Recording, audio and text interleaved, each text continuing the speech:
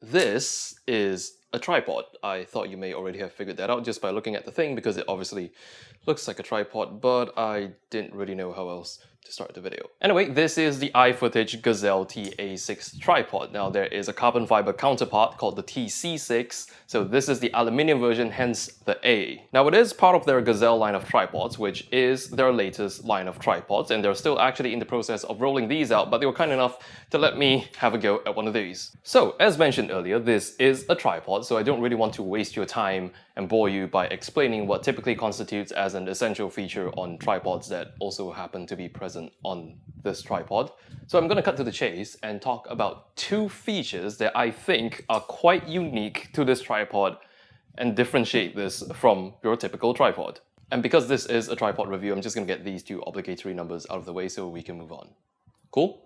So the first unique feature on this tripod, even though it has a normal flat base with a 3/8 inch thread, try saying that quickly many times, it can do something that I've never seen is possible on any other flat base tripod. And that is when you loosen up this locking ring here, you can level the tripod at the head as if it's a bowl mount.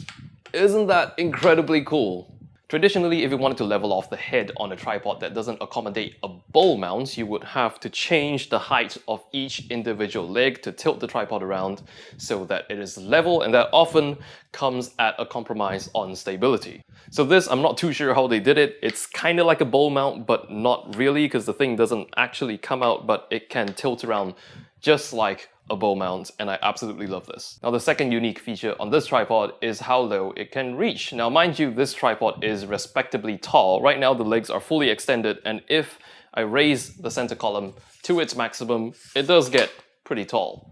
It's about eye level with me right now, so if you cross-check that with the maximum height of this tripod, you kind of have my height now. But anyway, let's put this into low mode to show you what I mean. Now the secret to how this tripod can get so down low is in its center column. Now, when you have the center column fully retracted, you can turn this here, which allows you to remove the entire center column, and that allows you to put the tripod into low mode.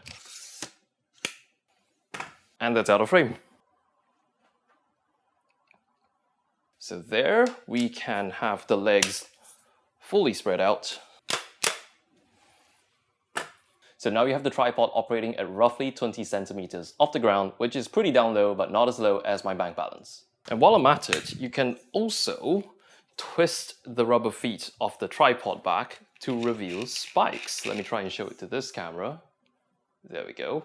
So what that is useful for is if you're using the tripod on dirt or uneven terrain, it helps out with stability. You can also use it against annoying people, but I won't go into detailed instructions on how to do that. So this is a very solid tripod, and this TA6 is incredibly well built. It's basically a full metal build, but at the same time, it's also impressively light for a fully aluminium tripod that's also this sturdy. Now, it's not only well built, it's also very well designed. Now, iFootage is not paying me a single cent for this review, but I have to say that I am very impressed by the attention to detail that went into designing this, such as these metal stoppers for the legs. So when you pull the stoppers out, it allows you to tilt the legs further up, hence allowing your tripod to spread its legs wider. But get this, when you pull the stopper out, it stays out, allowing you to freely adjust the legs up. But look what happens when it goes into its final position. It snaps itself in, and when I pull it back, it's spring-loaded, and it clicks in, stopping you from going back, kind of like a zip tie. Now, I've used tripods that have the stopper stay out, but they stay out forever until you manually push them back in. So when they stay out, you might forget that you have the stopper in its out position, and when you close the tripod and set it up again, at its minimum spread, all it takes is for a crew member to kick the tripod legs and your whole tripod goes down, and if you have a camera on there, good luck to you. There are also other tripods that have this mechanism permanently spring-loaded for safety, but because they are permanently spring-loaded, you have to keep a hand on the tab when you lift the legs up, which makes it a little more difficult. So although it is a very small detail, my point is this is the first time I've seen a tripod that has this mechanism both stay out and is spring-loaded when you need it. So I've put a head back on the tripod to illustrate when I first received the tripod with its carrying case. It's a very nice carrying case, very generous padding, very well made. But I realized that when I first got the carrying case, it was just long enough to fit the tripod legs, which means the carrying case is next to useless if I have a head on it, because the head wouldn't fit inside the case anymore. Until I realized there was a little Velcro pull tab inside the carrying case that when you release it, extends the carrying case like magic. So now, you can fit the tripod in the case perfectly fine with a head. Again, bonus points to product design for having an extendable carrying case, which means if you do wish to transport just the legs without a head, you can have this in its closed position, reducing the overall footprint of the package. Now, I really don't have much to complain about this tripod, but the one thing I did find a little difficult would be the two locking rings for the center column and also the leveling bowl mechanism.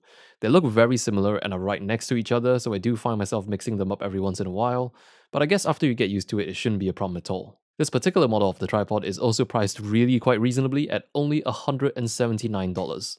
So that's pretty much it about the iFootage Gazelle TA6. Shout out to iFootage for making an amazing tripod and also letting me have a chance to play with one of these. I'll post links to this tripod down in the description below, and also if you've enjoyed this review, do consider subscribing to the channel for more videos just like this. Thank you so much for watching, and I will see you in the next video. Also, one final thing that just came in that I thought you guys might find interesting. iFootage is running their first international film competition, and the prizes on offer are really interesting. So as usual, links in the description.